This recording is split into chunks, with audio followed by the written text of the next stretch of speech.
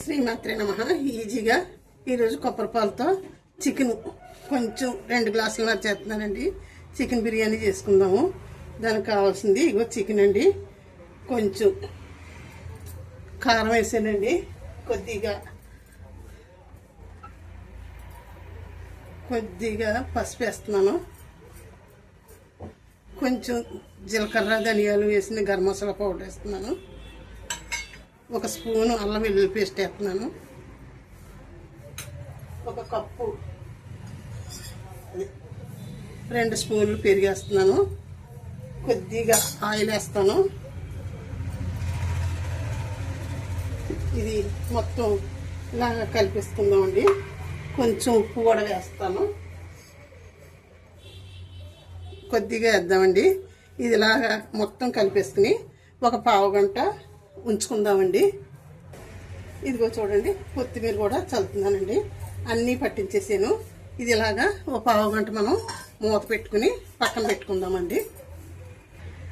ఇదిగో చూడండి, చికెన్ బిర్యానీకి కావాల్సినవి దగ్గరగా చూపిస్తాను. 2 టమాటాలు కట్ చేసుకున్నాను, 1 స్పూను అల్లం వెల్లుల్లి పేస్టు, 1 స్పూన్ అందరూ వేసాను కదండి, అంచేత 1 స్పూన్ అల్లం వెల్లుల్లి పేస్టు, 6 పచ్చిమిరపకాయలు, కొంచెం జీలకర్ర ధనియాలు కలిపిన పౌడరు, 3 ఎండుమిరపకాయలు, 4 బిర్యానీ ఫ్లవర్స్, ఇదిగోండి 5 యాలకులు, 2 చెక్కలు, జాజికాయ ముక్క ఇది వేసానండి, లవంగాలు, జాపత్రి, ఇదిగో మరాఠీ మొగ్గండి, ఇదిగోండి బిర్యానీ ఆకు, 2 ఆనియన్స్ కూడా కట్ చేసి పెట్టుకున్నానండి.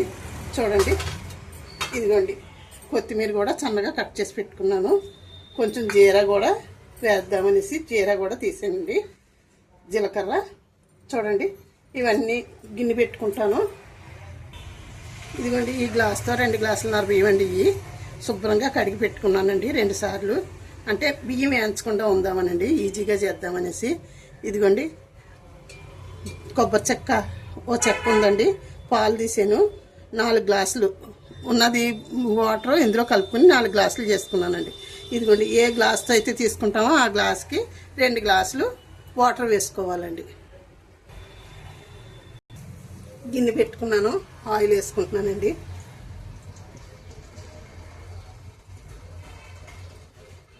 చూడండి, ఆయిల్ వేడెక్కిన తర్వాత మనం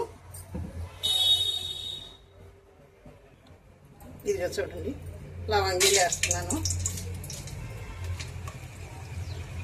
కలవ పువ్వు వేస్తున్నాను,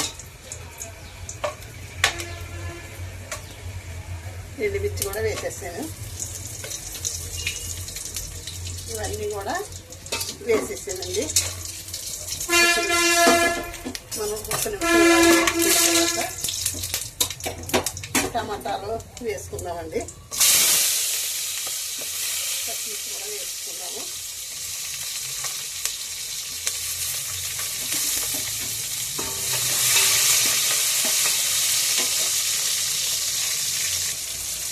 చూడండి ఆనియన్స్ వేసాను, ఇది చూడండి అల్లం వెల్లుల్లి పేస్ట్ కూడా వేస్తున్నాను.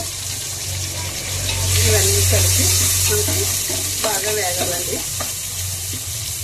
జీరా కూడా వేస్తాను,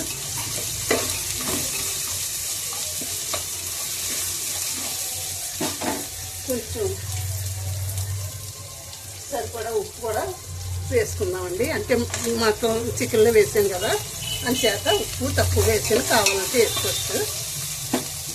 బిర్యానీ ఆకులు కూడా వేసేస్తున్నాను, పౌడర్ కూడా వేసేసాను, ధనియాలు జీలకర్ర పౌడర్ కూడా వేసాను. ఇప్పుడు మనం కొబ్బరి నీళ్ళు పాలు తీసుకున్నవి ఉన్నాయి కదా, ఇవన్నీ కూడా వేసేసుకుందామండి.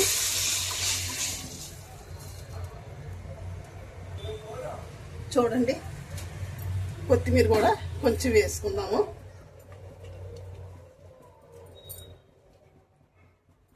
మూత పెట్టుకుందామండి.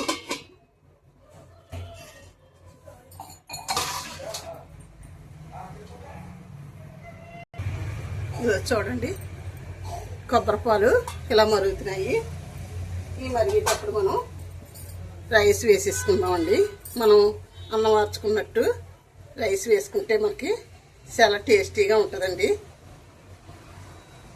వేసుకుందాం రైస్.